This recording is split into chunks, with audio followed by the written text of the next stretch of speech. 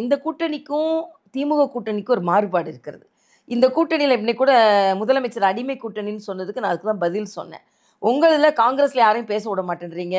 டெல்லிக்கு போய் வாய்ப்பூட்டு போட்டு கொண்டுர்றாங்க. திருமாவளவன் அண்ணோட தொண்டர்கள் நம்மளால கொடியேத்த விட மாட்டேன்றாங்கன்னு அவர்கிட்ட சொன்ன பிறகு அவரு வாய்ப்பூட்டு போட்டுக்கொண்டு உட்கார்ந்திருக்கிறார்.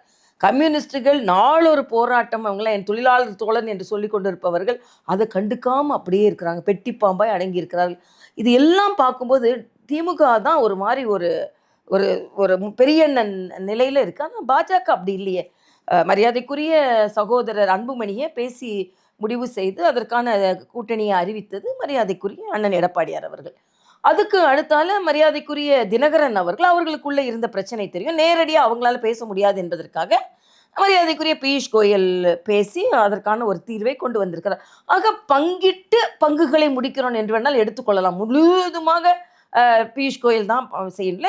ஆலோசனையின் பேர்ல தானே நடைபெறுகிறது. அதனால இது ஜனநாயக முறைப்படி ஒரு சுமூகமாக யாருக்கும் எந்த யூகோ இல்லாம நீங்க முடிக்கிறீங்களா, நான் முடிக்கிறேன், நான் பெருசா நீ பெருசான்னு இல்லாம இன்னும் நான் ஏற்கனவே சொன்ன மாதிரி திமுக கூட்டணி கூட பார்க்கும்போது இதுதான் இன்னும் ஜனநாயக முறைப்படி கூட்டணி அமைந்து கொண்டிருக்கிறது என்பது எனது கருத்து.